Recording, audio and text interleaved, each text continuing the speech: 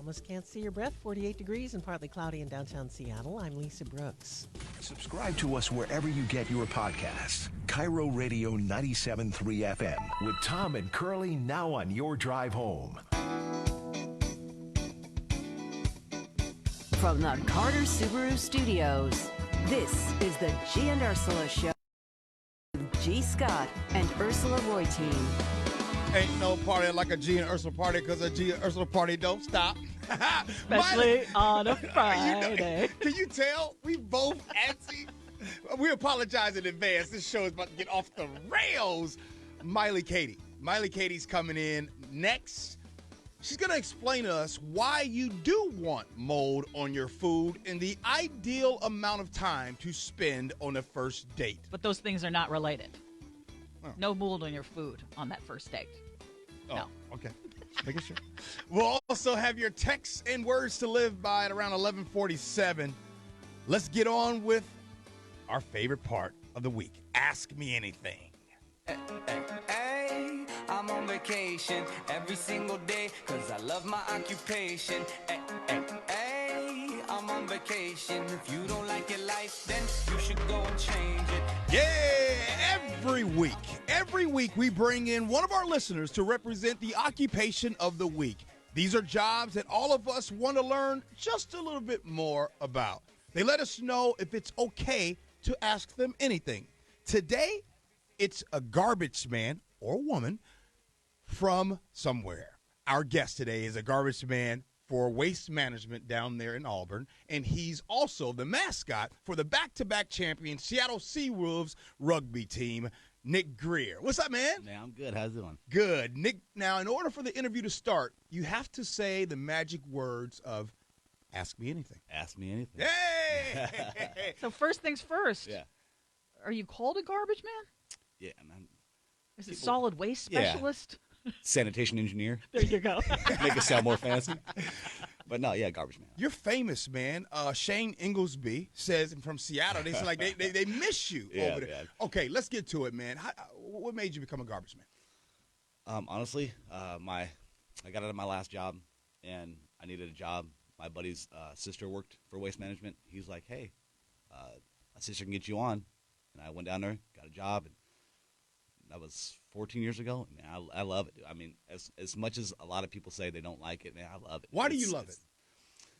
I'm out by myself. I mean, I do have a boss, but I'm out in the truck by myself. I interact with a lot of people.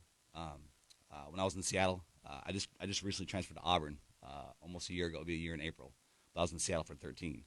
And, I mean, I had my own route. I had my own customers. I mean, people's dogs would come out because I feed them treats. And they'd only come out when my truck came by. They knew my truck. I mean, they knew the sounds. And people come out and talk to me. They bring you baked goods. They leave you tips. Still? Oh, That's all them. great Oh, yeah. to hear. They, come out. They bring you baked goods, man. I mean, I still have people on my route in Seattle that one of the guys on my Wednesday route, he still texts me every once in a while. Hey, man, how you doing? And so it's like you build a bond, a relationship with people, because that's why me and my wife are a good team, because she's more of an introvert and I'm a talker. So when we go out, she likes being with, 'cause I'm a talker. So Oh, that's excellent. I don't mind talking. So what is your day like? When does it start? And just describe what your job is like. It's not a 9 to 5. It's whenever you get done. You start in Seattle. It's different. We start up there. I was starting at 6 o'clock. Now being down here in Auburn, I start at 6:30. Residential, you can't pick residential stuff till about 7 o'clock. So it's 7 to whenever you get done. Sometimes your day is 4 hours. Sometimes your day is 13, 14 hours. Why is it so different? It depends on the commodity you're picking. Especially we're about to get heavy into yard waste. So at springtime, it's yard waste. The routes get really heavy. Wintertime, they're super light because there's nobody out. I mean, you can go down in springtime. You might have a yard waste route where you're picking a 900 stop route and you're picking 850 stops, and only 50 people are out. But in the wintertime, that same 900 stop route, you might only be picking 250, 300 stops.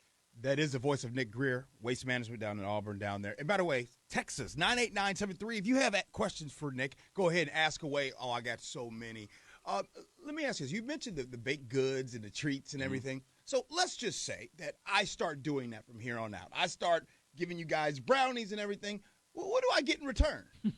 I mean, Your garbage picked up? Good customer service. I mean, whether you do baked goods or not, I always give the best customer service. I try to, man, because we're a customer. Whether people want to believe it or not, we're a customer service based business. I mean, if we don't have customers, we don't have a job. So I treat my customers the exact same. If you gave me something, if you didn't. Sometimes, when I get to know people and they come out and talk to me, I might take their can up and drag it the extra 15, 20 feet up to their house, right? Because we form a friendship, right? I do the same thing. Since I came down here to Auburn, I started doing the same thing with law enforcement because my son loves cops. We got a cop lives in our neighborhood. He's a K-9 cop, and every time we leave the house, whether we're in the car or walking, police puppy car. Okay, we'll go drive by it. We'll drive by. All he wants to do is see it. That's all he wants to do. So lately, ever since I came down here to Auburn, we had these little tags, and I put a tag around the thing. I said, I just put thank you for your service, and I dragged their can up, and put it up their house. Like a lady stopped me yesterday. Did they make you do that? I'm like, no, my son just loves cops, so I do it out of respect for them. They're out protecting us, so I started doing that for them. So Nic, you're dealing with garbage. Mm-hmm. I mean, what is the worst thing that you see? And I have a two-part question. What is the worst kind of stuff that you see? And then secondly, can you tell much about people's and what's going on in a house by their garbage? The worst stuff, when I was in Seattle, I was doing food waste down in Chinatown, down in that district, and it's just slop. It's like it almost makes you not want to eat Chinese food. Oh no! It's so bad, man. It's so bad. It's just like you'll pick up a 96-gallon can, and they're usually only supposed to be 250, 300 pounds in that can, and the tipper doesn't pick it up. The tipper don't pick it up because it's so just nasty slop. As far as knowing somebody, I mean, yeah, you can get to know by what's in their yard waste, what's in their recycle, what's in their garbage. I mean, what to throw away. You kind of know what's going on. I didn't know of that. But how about like some cool stories, like relationships? What's a cool relationship outside of the cop, right? Mm-hmm. That you've developed with, like you talked about the way your kid loves cops. Are there any kids in the neighborhoods? Because you got a good personality. I'm sure there's some kids that love you, man. When 14 years in waste management, 13 in Seattle, a year or two into doing it, every Christmas before, 2 weeks before Christmas, exactly 2 weeks leading up, I dress up as Santa Claus, and I pick my route as Santa Claus, and this year kind of was hit and miss because it's like I say, I didn't have my own route down in Auburn. I'm kind of floating around, but in Seattle I did that, and I mean, people expected it every 2 weeks before. Leading up, we're Santa Claus, and you bring a joy. I mean, I've been in the news. I've been on the news before. I've been I've had people come out in the paper and all that kind of stuff. But it's seeing the joy of the kids' faces where they're like, Santa Claus is picking my garbage. Oh my God, Mom, and they'll run back. But I mean, yeah, you get where like I say, there's people that come out and talk to you, and you form those relationships. And like I say, there's dogs that come out, and you form a relationship with the pets, man. Dogs come out, and there's a lot of people that don't like dogs on my route, but like they'll come up and they'll run up and they'll sit down, and they'll like I had a big Burmese mountain dog on my Friday route, and he'd come up and he knew he wouldn't come out for the recycle guy, wouldn't come out for the garbage guy, but knew he'd come out and he would sit there and he would follow me along the fence, and he would sit down, and he took the treat so gently, and just like and when he was outside the fence, he'd come up, pet me, and go straight to my truck and put his nose right in the dog biscuit bin. So he knew right where they were at. So I mean, with humans, with animals, you form bonds with people when you come out and just talk. But you sound like a unique garbage man. I mean, I will say that I don't know anyone who's on my route. I mean, and the people who are on my route always look like they're in a hurry. I mean, you got to hustle. Yeah, some people do, man. There's guys that knock their routes out in, like I say, 4 or 5 hours. And me, you get paid the same. You get paid out. You get paid hourly. Yeah. And you get guaranteed 8. We get a guaranteed 8 hours. So if you can finish in 4, you get paid for 8. Mm-hmm. Me, I go out and do it as efficient as I can, as safe as I can. I don't hit stuff, and I don't miss stuff. And those when I'm training somebody, that's the biggest. Don't hit stuff, don't miss stuff. Dude, when I'm training, that's my motto when I'm training somebody. Except for use the S word. I say you don't hit S, you don't miss S. And that's the thing. You do those things and give good customer service, man. I mean, like I say, I love my job, man. I love doing it. You're listening to Ask Me Anything, and our guest for the week is a garbage man, and it happens to be Nic Greer as he joins us here on the G and Ursula show. All right, what do we get right and what do we get wrong as your customers or us putting out garbage? What do we get wrong? I'll start with that. Man, how much time we got left? I'm writing this down because I want to make sure I'm doing the right thing. Plastic bags do not go into recycle. Styrofoam does not go into recycle. It doesn't? No. You get. I didn't know that. Yeah. Okay, yeah. No matter. Some of these are newer even changes, if the like the styrofoam, plastic bag even if the styrofoam has the little triangle on it, recycling triangle, it goes in the garbage. Man, they will tag it and leave it. My poor husband is always pulling with the didn't stuff know that I that. put in recycling. He's pulling out. Nope. Yep. Yeah.